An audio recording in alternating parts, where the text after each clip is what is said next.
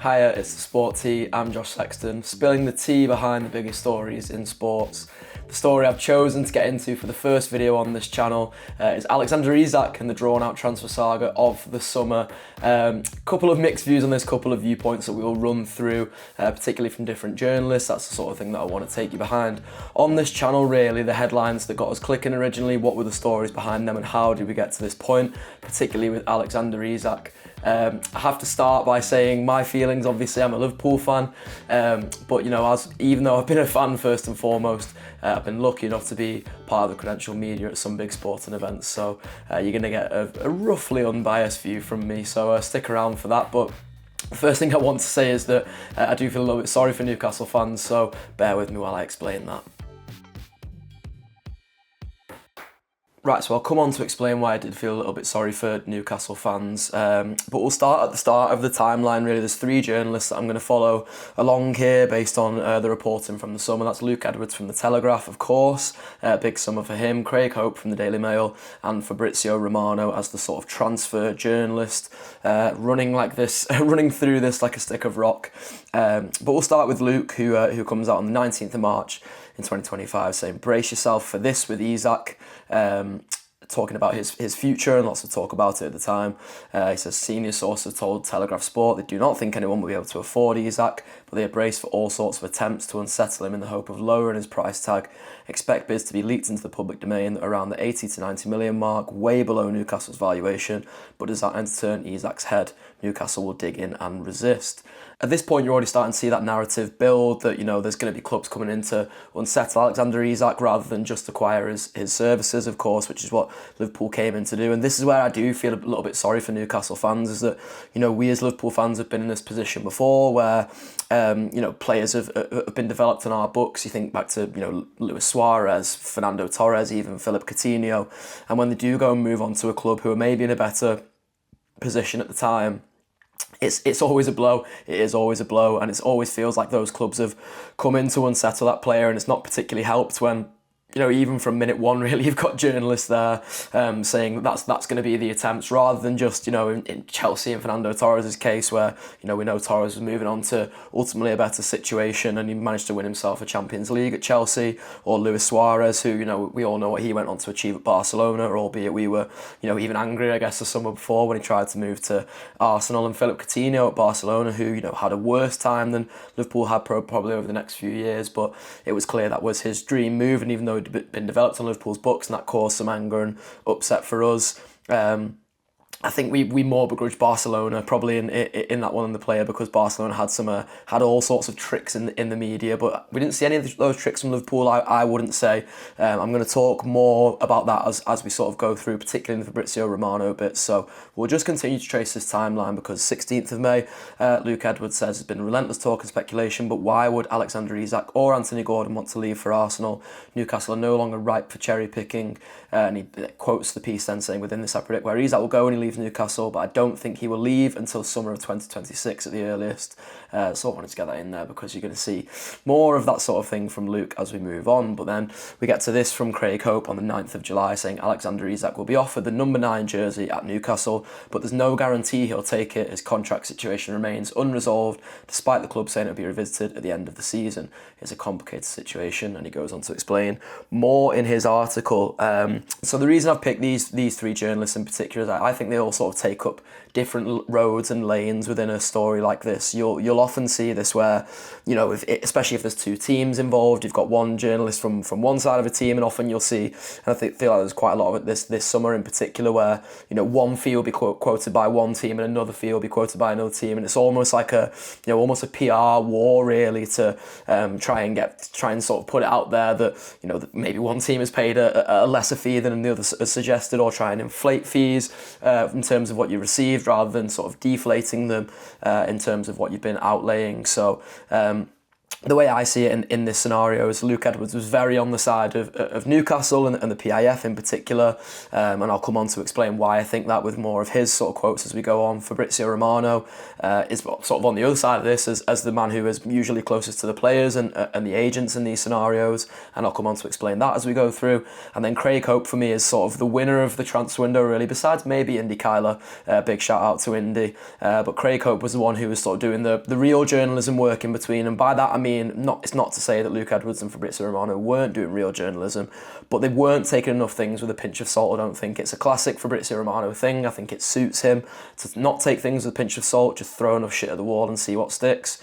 With Luke Edwards, you're going to see why he probably should have taken more pinches of salt, or you may already know why if you saw his Twitter towards the back end of the transfer window. But Craig Hope did a really good job of that, so we'll get to the 15th of July. First bit of breaking news from Fabrizio Romano in regards to Liverpool's interest, said exclusive Liverpool made club-to-club approach with Newcastle to discuss record bid for Alexander Isak.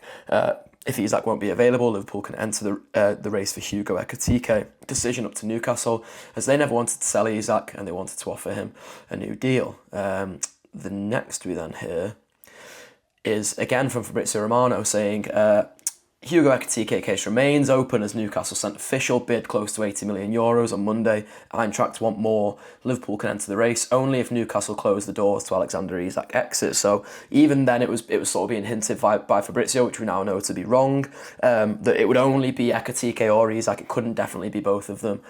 He says Ekitike remains the other option on Liverpool's list if Isak deal can't be agreed with Newcastle as reported. The story for Ekitike remains 100% open. Then we get to Ekitike getting closer to his move to Liverpool. Luke Edwards says, Liverpool did keep telling everyone that Alexander Isak wasn't for sale. If Ekitike goes to Liverpool, as I said earlier in the week, that is the easiest setback to suck up. And then quotes are saying, I didn't want Isak anyway responses are funny, which is sort of the first bit of Luke Edwards goading Liverpool fans, which was quite an enjoyable thread to follow over the course of the summer. I think he quite enjoyed the rage baiting, to be honest with you. Then next again from Luke Edwards, doubling or tripling down on what he's already said, saying, I will repeat for the hard of hearing, Alexander Isak is not for sale this summer, not to Liverpool, not to Saudi Arabia, not to anyone. No amount of fake news, fraudulent in the no chances or selective quote using aggregator accounts will alter that stance from Newcastle. I will not have bad things said about Indy Kyler. I will not stand for that.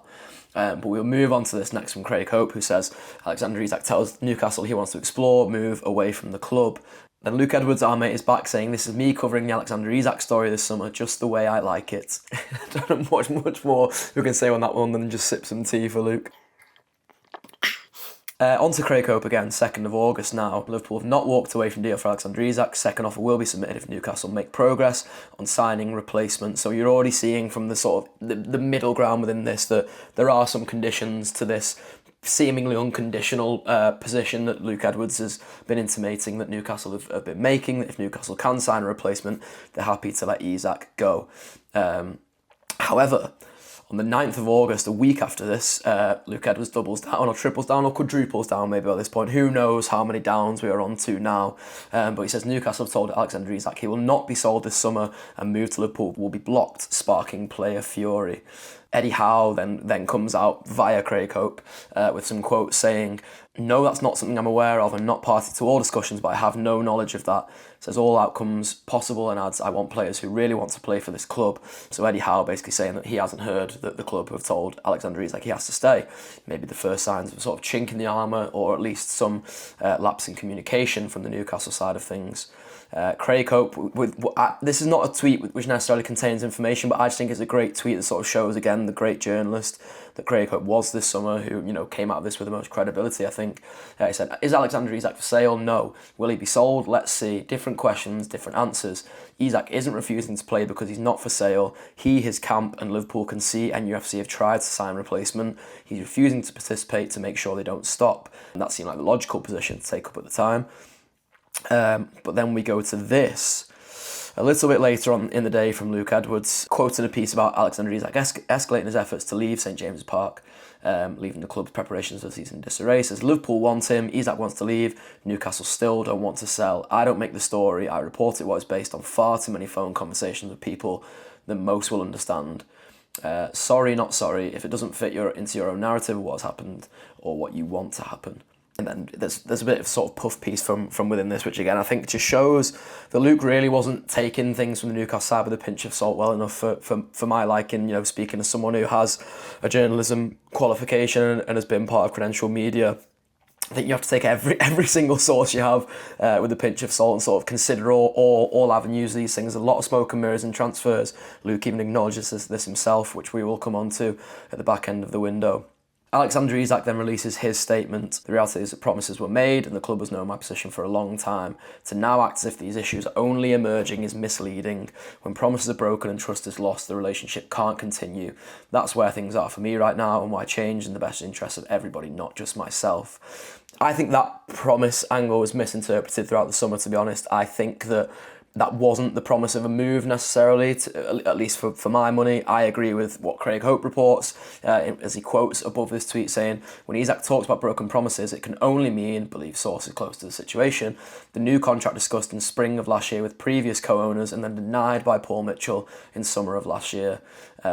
I agree with that. I don't think he was promised a move away from Newcastle. Newcastle then came out and sort of kiboshed that with their statement as well, but I think they were missing the point, probably deliberately, to continue pushing more dirt onto the players' side of things. Luke Edwards comes on to say, Newcastle continue to insist this evening, despite Alexander Isak accusations on Instagram, the player is not for sale, they're not going to be bullied or back down either. Newcastle could have let him leave if Liverpool didn't sign Ekitike. That will always be a sliding doors moment in this window, I reckon, says Luke. Yes, the plan was to play them together, but if Newcastle had a player of that quality through the door, they could have negotiated a fee for Liverpool for Isak and far more chance of it happening. But Liverpool wanted them both. They got greedy, as is their right. My prediction, it will cost them Isak. Feel free to add to bookmarks. You'll have a few from this summer, LFC fans. Let's talk on September 1st. Just more goading of Liverpool fans there, which I always find interesting when, as I say, you have to always take these things from sources with a pinch of salt. The Newcastle statement that comes out in response to the Isak statement is we are disappointed to have been alerted to a social media post by Isak this evening. We are clear in response that Alex remains under contract and no commitment has ever been made by a club official that Alex can leave Newcastle this summer. Again, I think they've missed the point, but I think they've done that deliberately. We want to keep our best players, but we also understand players have their own wishes and we listen to their views. As explained to Alex and his representatives, we must always take into consideration the best interests of Newcastle United, the team and our supporters in all decisions. And we've been clear that the conditions of a sale this summer have not transpired. We do not foresee these conditions being met. So that's in reference to a replacement coming in. So even Newcastle's position is not as strong as Luke Edwards' is. It's really interesting that Luke Edwards took up such a strong position within all this, really, which continues here. If you're reading Newcastle's statement tonight and still think there is a chance Alexander Isak will be joining Liverpool this summer, good luck to you. You're going to need it. I've been trying to tell you all summer what the situation was. Some of you didn't want to listen. We're at the 19th of August there at this point.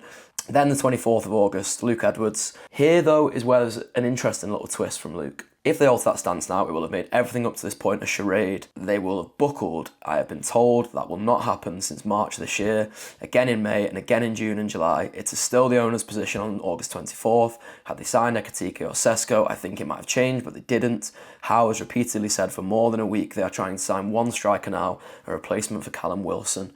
Interesting there, you can already see the stance sort of starting to soften. I wonder whether it was softening internally at Newcastle, and that's why Luke Edwards was sort of starting to almost, count his chickens, if you will, at this point.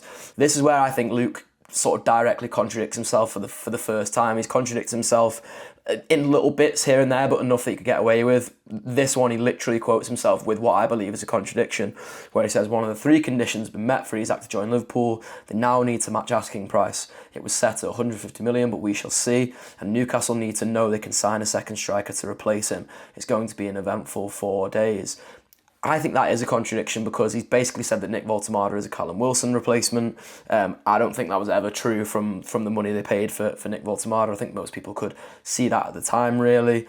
And also, it's the first time now that Luke has mentioned conditions of sale. He kind of references it when he talked about Ekitike and Sesko, but otherwise he's been completely hardline on the idea that it doesn't matter what it takes. Newcastle had tried to price everyone out of this move. Newcastle weren't going to sell Alexander Isak.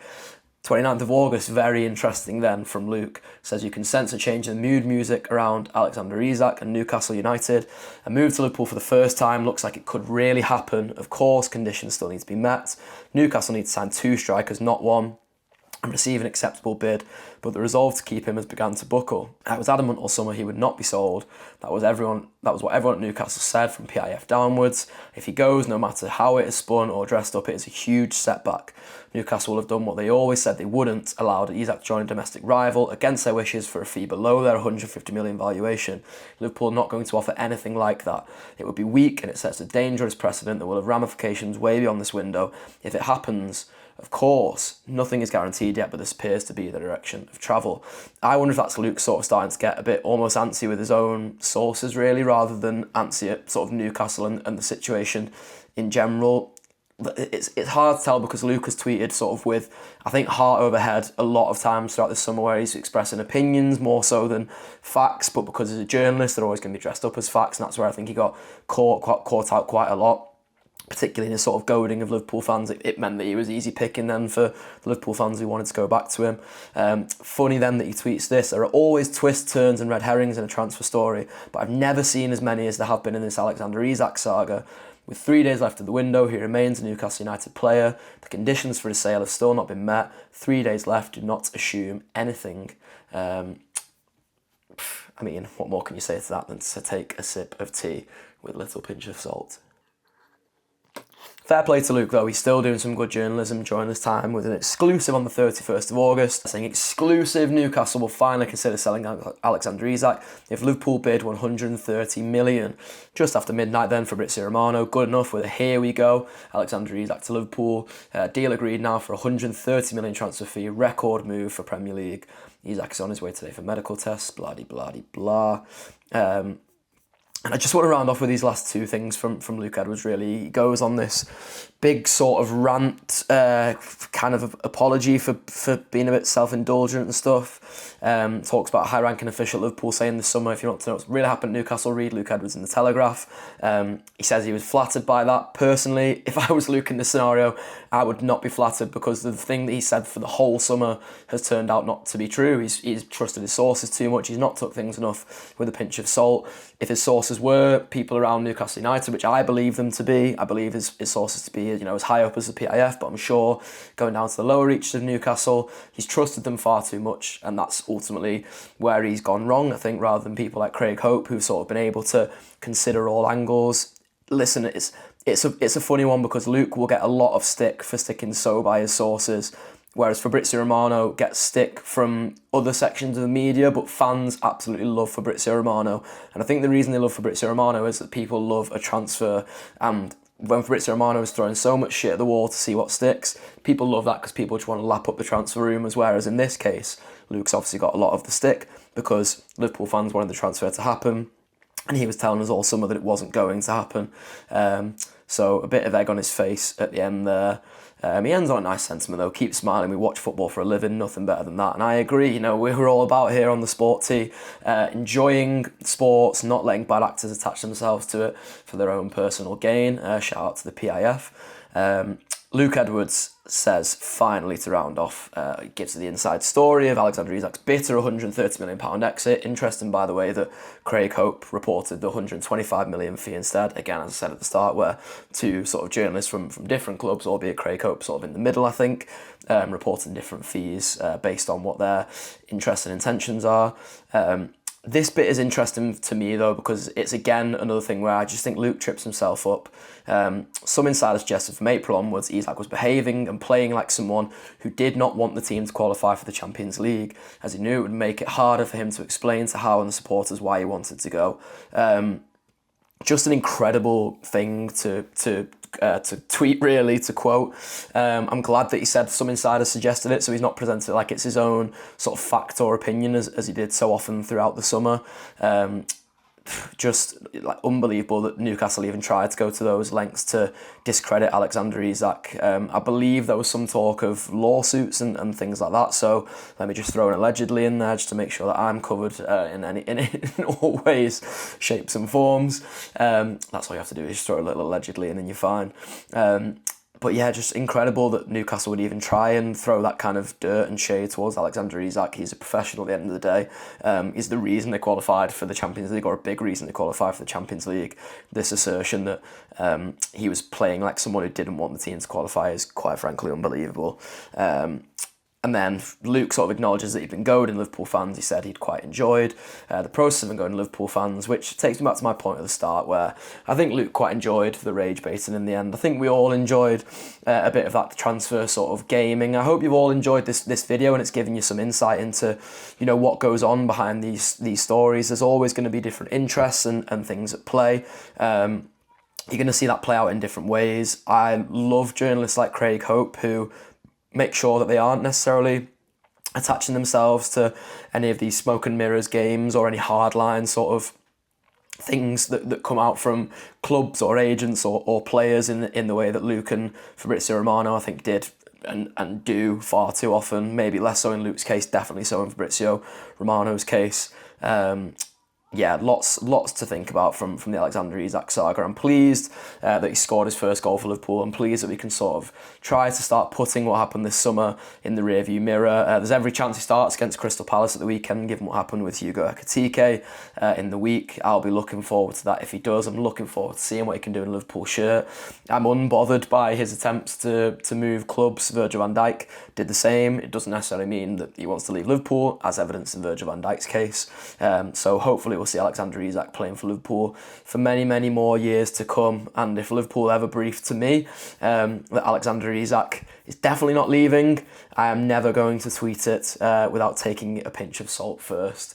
Thanks so much for tuning into this first video on the Sports here. I hope it's not been too much of a long one. I hope you've been able to take something from it. Alexander Isak to Liverpool. What a saga, what a journey. Thanks for having a brew with me here on the Sports here.